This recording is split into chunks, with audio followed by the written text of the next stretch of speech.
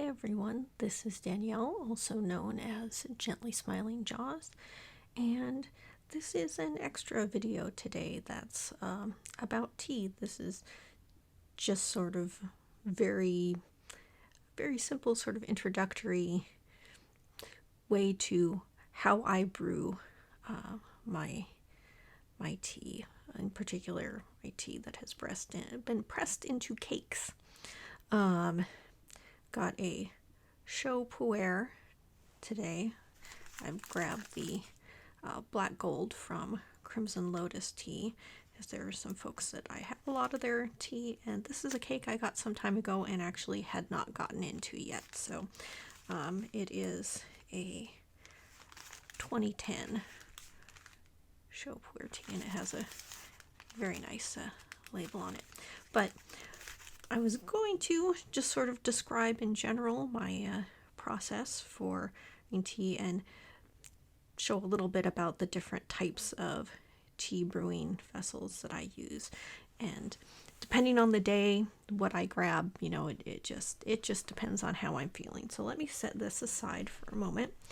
And I do have a larger, kind of more Western style teapot, and I do have some of those, you know, mugs that have like the infuser that sits in them so that you can brew, you know, a cup of tea. And sometimes I will do that, but most often I will use either a teapot.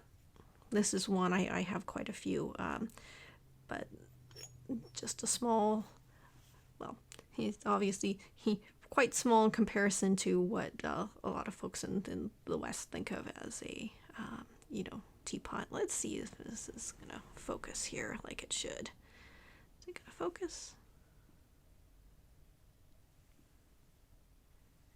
Yeah, we'll see. Still about like this.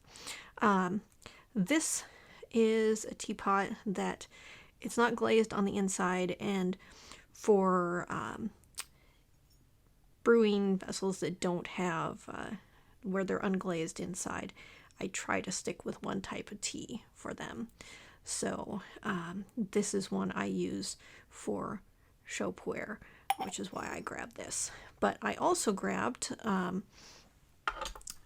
two other types of I use. One is a gaiwan. Again, I have a few. This is just a glass one where you put the leaves in there, add your water in there, and then you're putting the lid in at an angle and then pouring it out, so you're keeping the leaves inside and pouring out the liquid.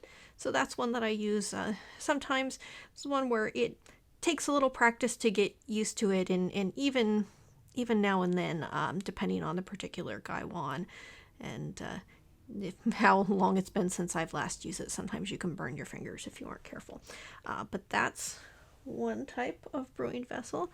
Another one that I use a lot just because well, it's easy, and it also tends to has a larger opening on the top than a regular teapot, so it's sort of easier to clean out. So the Shiboridashi, I use these quite a lot as well. And this one is glazed on the inside, so I just sort of toss, you know, whatever in it. But this is one where it's got, you know, a lid, but it's got a large opening, so easy to clean. And then when you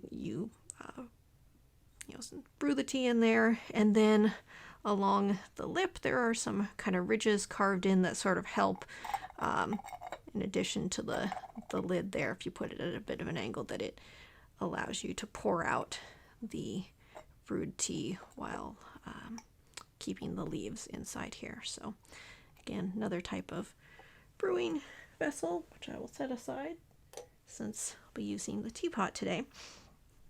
And then the other items that I use, and I'll show this here for a bit and then move it away while I get the tea out, is I will usually have some type of tea tray. This is just a small little bamboo one that's easy to use for this video. I have a larger ceramic one that I have sitting on my my desk by my computer, which is where I normally am brewing tea if I'm at the computer, but this one's small and easy to use on a video. And although you can, if you're pouring additional water, this can definitely catch any, either any spills, or if you're intentionally like pouring your rinse in there, you know, and you can just clean it out afterwards. I am not going to do that because this is kind of shallow and I'm further away from my kitchen where I'm filming here. So I've just brought their mug here to use for pouring my rinse into. Then sometimes I use a fairness cup. It also has other names, and a strainer when pouring from the brewing vessel, just to get any stray little tea bits that might make it through.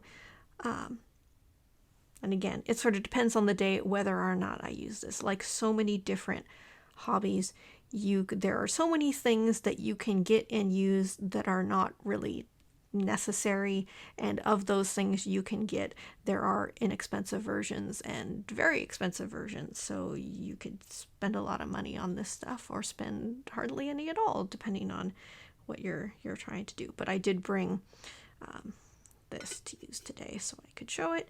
And then a cup to drink out of. I grabbed one of, and I have lots of different teacups for this kind of style of brewing. You'll often hear referred to as like gong fu brewing, because you're using a smaller brewing vessel. You're doing short little steeps and then kind of re-steeping the leaves over and over again.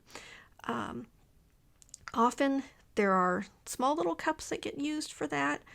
What I've decided that I like, and this is actually a smaller cup than I often use, even though the amount of tea that I will put in here, I won't fill it up. I like having a larger cup so that the top part of it where I'm holding it doesn't get too hot from the tea. So that's just my personal preference. Plenty of people do it differently, but this is just sort of what I've started to do over time.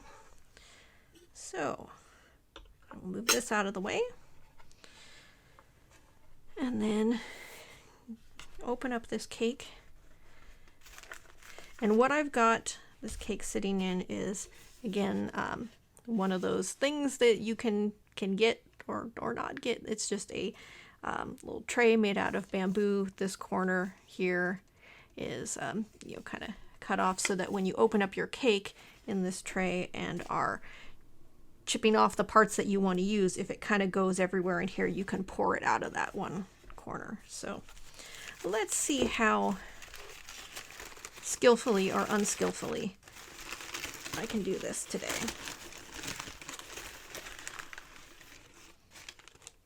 Set that over there. So here's the inner wrapper.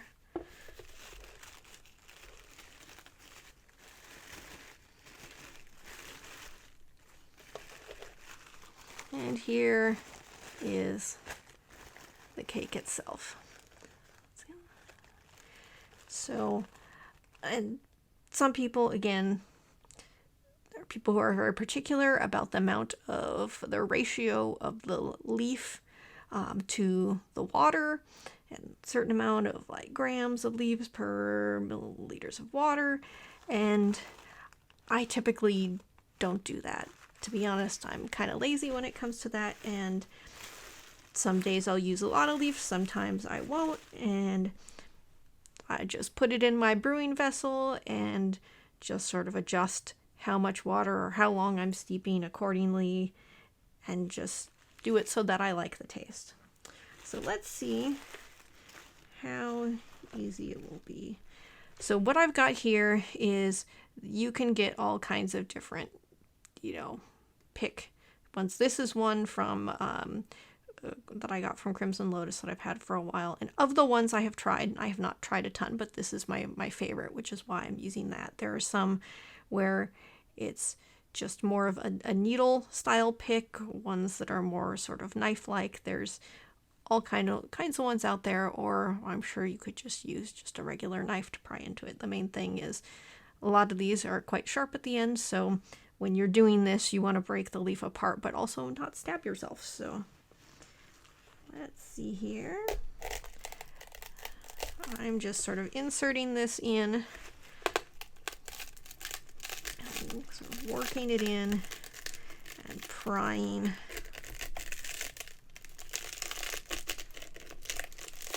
Prying some off. Okay. Oh, the part that I pried off appeared to be part that has the paper wrapper in there. These are usually get pressed with a piece of paper that has some identifying info on it. This is not what I was attempting to get out of here, so I may set that aside and go for another portion. But here's, you know, some tea that I got out, so I'm going to go ahead, put that in the teapot, and then I will get a little more.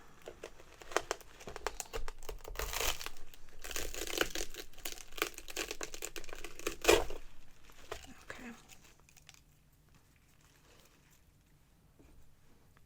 Got some more here, and what I think I will do is take,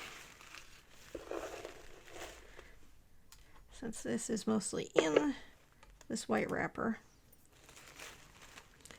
I will just use this and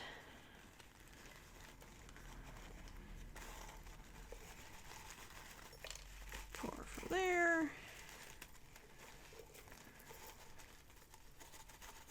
into the teapot. And there we go.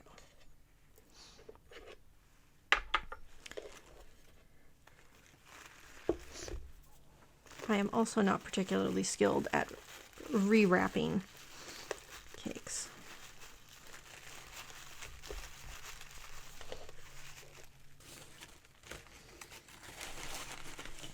Tuck that away there.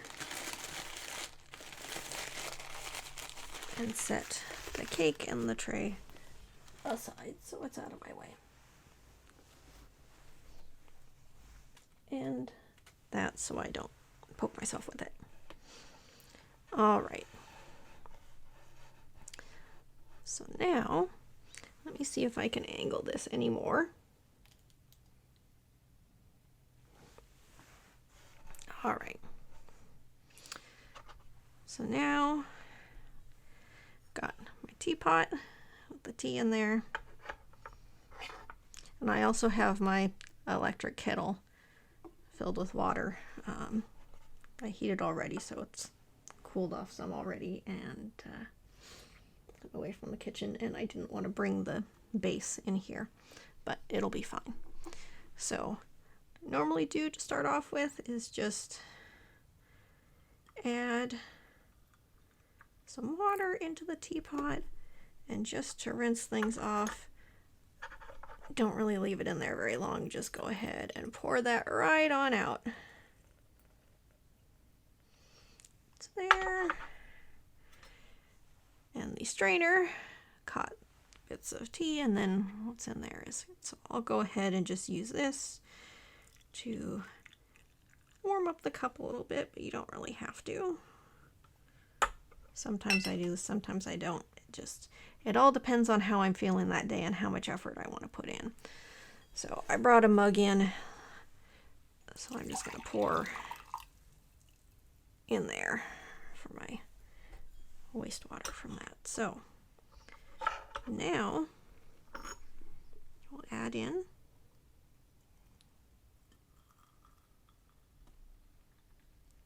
some more water there. And I'll give it a few seconds. Again, how I'm brewing this all depends on the day and how I'm feeling. I don't have a strict way of doing it.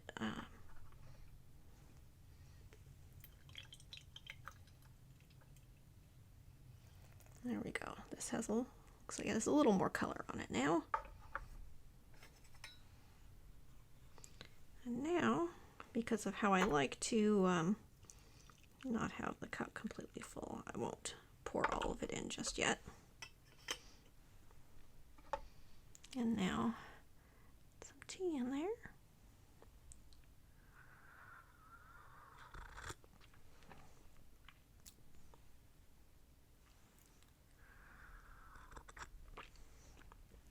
Oh, and I suppose I didn't really explain what this tea was.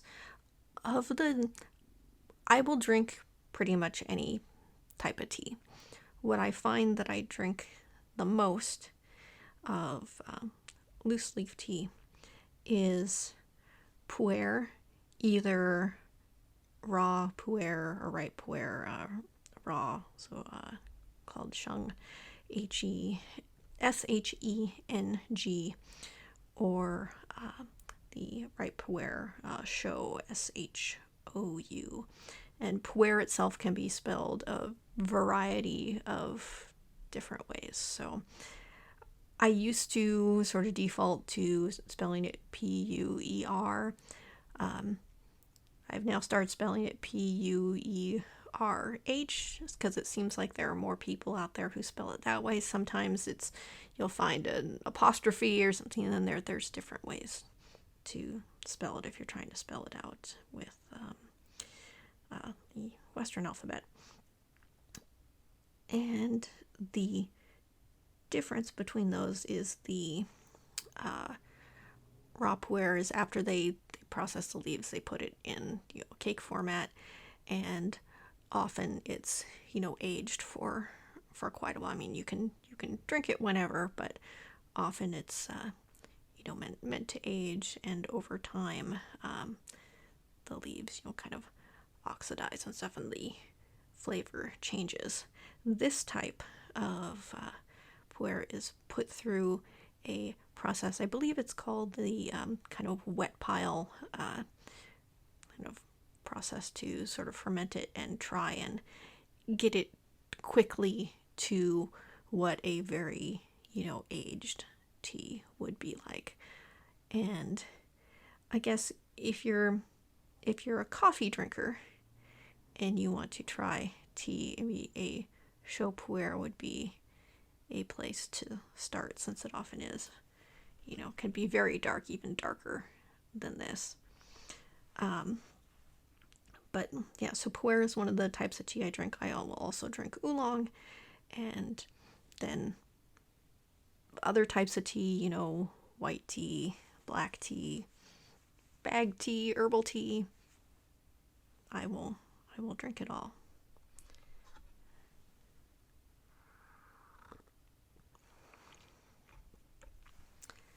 And then I'm going to go ahead and brew this a bit more, because I think that now that these leaves have opened up a bit, that probably this next steep, particularly if I let it sit here a little longer, should be pretty dark.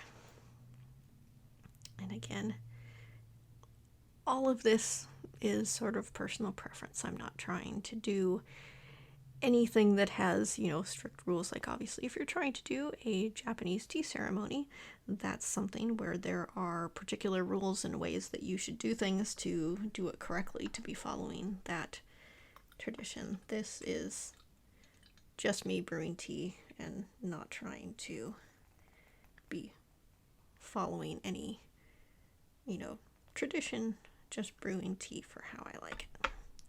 And this was quite hot, and I burned my knuckles slightly against the side of this, but I quite like this teapot. It has is it going to focus in?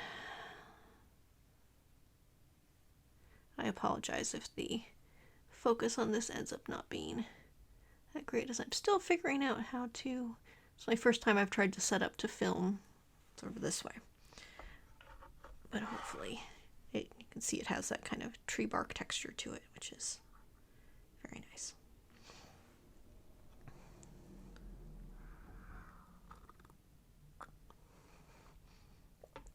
But a lot of these teas, instead of like your typical, brewing a tea bag or something, although even then sometimes I will add more water in and keep using the same tea bag for a little bit. For brewing tea like this, you can just kind of keep going and going until you're not getting much flavor off the leaves anymore. And sometimes that can be quite some time. So yeah, we'll see how this goes. I'm not sure how long I'm going to be filming for on this, but we'll see. Well, now that I don't have the tea brewing here, I figured, what else can I talk about during this? I'm filming this on Saturday, October 14th, and so yesterday the tickets for the Jingle Ball went on sale, and they went on sale at 4 p.m. in my time zone, which meant I was still at work, and I was hoping to kind of shift things in my day a little bit so I'd have a window to try and get tickets from while I was at work, because I knew which classes I wanted to sign up for. And unfortunately, with the way the day went, one, I was out running an errand during the time the tickets went on sale. So when I got back to the office, I grabbed my phone, was trying to get online, and I know it sounded like a lot of folks were having some issues with stuff. And on mobile, trying to get the classes wasn't the most user-friendly on mobile. And also, by the time I was trying to get tickets, a lot of the kitted tickets were, it's like they were showing as sold out, but then maybe they would be available again, because it looked like the system would kind of hold a ticket for you while you were going through that checkout process, and then if that didn't successfully complete, it would release it again. And I know that people were having some issues. I ended up having enough kind of problems with both my phone, and I tried once from my work computer, and when that didn't immediately work, I just sort of said, screw it, I'm gonna wait till I get home and deal with it then, because if nothing else, I should be able to get the PDF tickets to the classes. So after I got home, I was able to get online, and I was able to get all the classes I wanted. There was one where at the time that I finally did kind of check out, I ended up doing a PDF only for the time slot that I didn't want. So of the two that were available. So one of those, I will probably be watching the recorded version of it instead of live, because of how the classes overlap. I think after I checked out, they did make more, PDF only tickets available in the time slot I originally wanted, but oh well. I'm a little disappointed I wasn't able to get the ticketed or the kitted tickets for there was, I think one or two that I wanted the kit for, but I'm not upset about it or anything.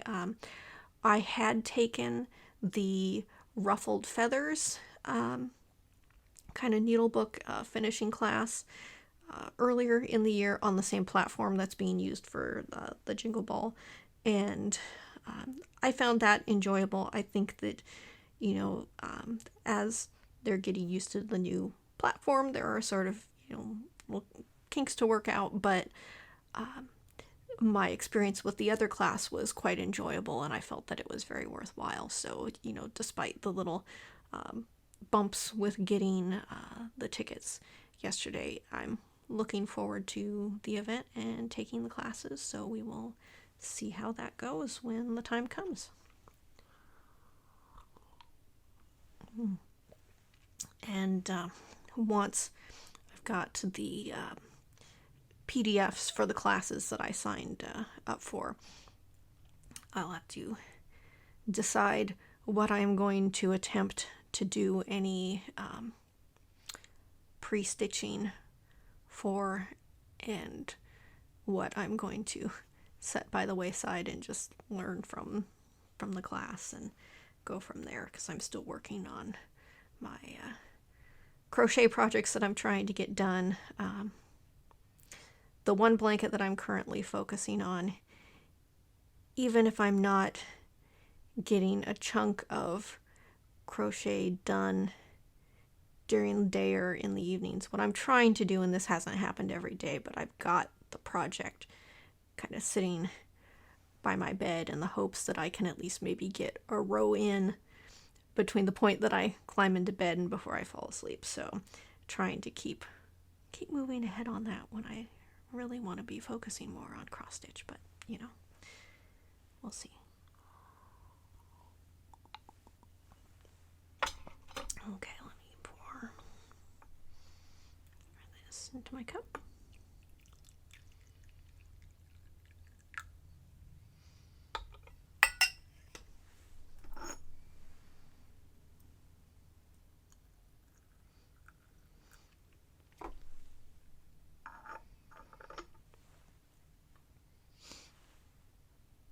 And what I like about brewing tea like this is that there are, you've got options. This is the sort of, you can make a whole sort of ritual out of making your tea like this. So if you need to relax, you can, you know, spend some time, sit down, and, you know, just focus on brewing your tea and drinking your tea and relaxing. And sometimes I do that. To be honest, I haven't done that much lately. I more often am, like I said, brewing the tea while I'm sitting at the computer working on various things. And but what I like about doing tea this way is that you can just keep kind of going and going with it. You know, I boil the kettle, bring it over, and then I just start doing these short steeps and brewing, and I just keep on going. Now you can see how dark that is.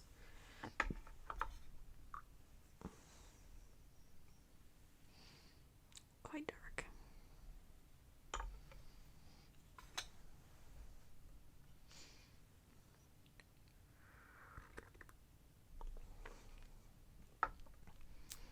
Oh, the other thing I want to mention, let me move this for a moment, is now with the way the camera's angled, you can't see it, but the shirt that I have on, this is for something called the Paranormal Detour, and it is something that a streamer on Twitch who goes by the name Detoon, he does a live paranormal stream. And since it's October, I figured I would mention it because some people may want to watch it for, you know, their watching spooky things during this month. And it's something I find very enjoyable. I wouldn't say I'm somebody who believes in ghosts. I mean, maybe if I had some, you know, experience, if I had an experience myself, then perhaps it would change my mind. But I'm somebody pretty, you know, skeptical about things like this. But with that said, I still find what Detoon does enjoyable. He will have usually a guest or two that will go with him to a, you know, location that's supposed to be haunted, and he's got all, you know, he's got multiple cameras, gear in a backpack with him so that he can stream live from these locations, so you can watch live as him and his guests are going through and doing the various things. And like I said, it's not something where I watch it and go, oh yeah, I really believe in ghosts now, but I do find it interesting. And he's also not trying to convince, you know, anybody or change anybody's mind. He's just sort of going through the process, and you can watch along, and then later on he'll review some of the footage on his when he streams. He'll go back and look over some of the footage and see if there's things that can be explained away or not by, you know, what was going on then. And then the footage will get edited down to more of like an hour or so in length, and that condensed version, you know, put up on YouTube for people to watch. So if that's something you're interested in, you can either check out either his, you know, Twitch or his YouTube, and that's Detune, Detune.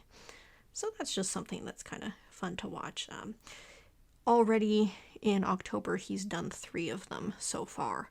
So there has been an evening or two where I was, you know, sat down and put in some time working on cross stitch while watching, or though in this case it was mostly listening while I was cross stitching and then glancing over and, you know, watching the video as interesting things were coming up. But yeah.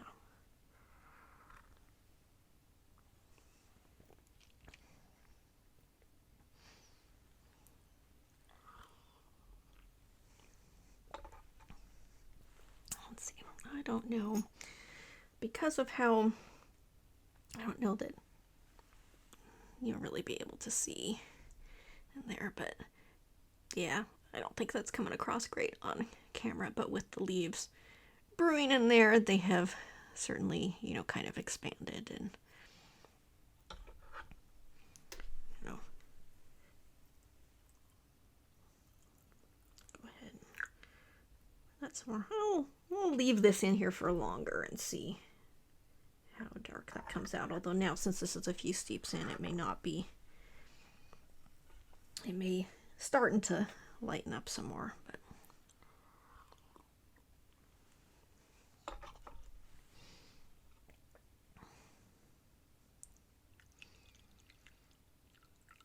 I find that the Shou Puerh is something that I more often drink in the fall and winter time. It just seems like it's like that time of year is more appropriate for it, although really I will drink any tea year round, but I drink this more during those times of year. And then the raw puer gets drank more in the spring and summer, although during the summer, particularly this past summer, I cut back significantly on the amount of tea that I was drinking, just because it was so warm. And I know that drinking warm things in the summer is, I know some people say, you know, it may help cool you off a bit more, but I don't know. When it gets to a certain temperature, I just don't want to drink tea unless it's iced, and sometimes I will do that, and other times I just find it easier to grab water and drink that. But with the changing of the seasons, I am drinking more tea again, so.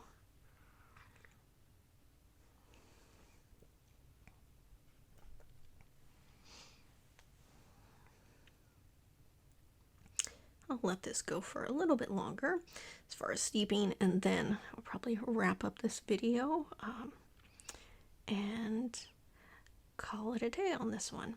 And if you're interested in tea, there are certainly lots of folks out there that go more in depth and in detail. If you want to learn more, there are resources out there. I think I mentioned in my last Flosstube that there are lots of people on Instagram who are into tea and talk about tea there.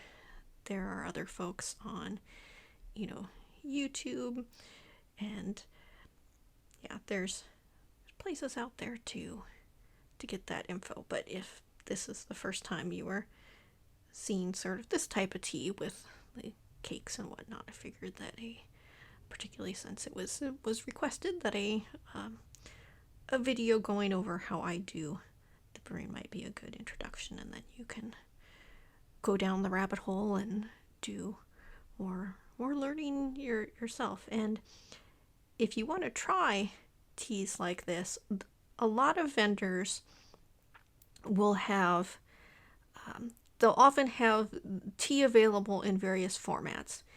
Either you can buy a whole cake, you know, like this, or they will have sample sizes of the loose leaf. So, you know, kind of part of the tea, like they'll, you know, break up a cake into sample portions and you can purchase a sample. So the sample, the whole cake, or if you really like the cake, then you can get a whole tong of it. So like I had showed in one of the other floss tubes, opening up the little tong of the Space Girls cakes, where it's multiple cakes stacked up and then wrapped in bamboo. And that's something where if you really like it, then normally if you're buying that amount, then you're getting some kind of, you know, discount because you're spending a significant amount of money.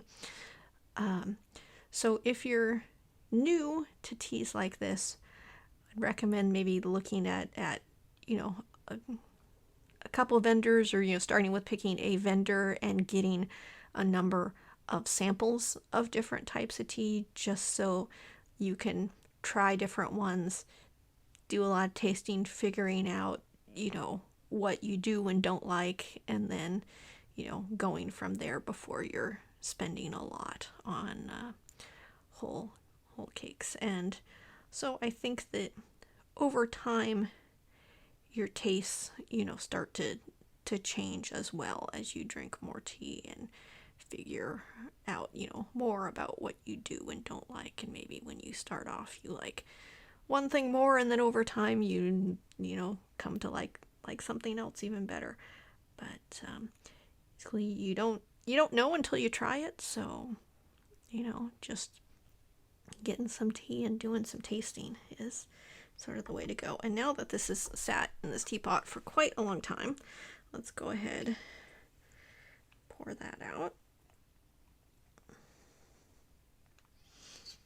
And I'm sure there's still quite a ways to go with these leaves before they've used everything that's in there, but my cup here is still full.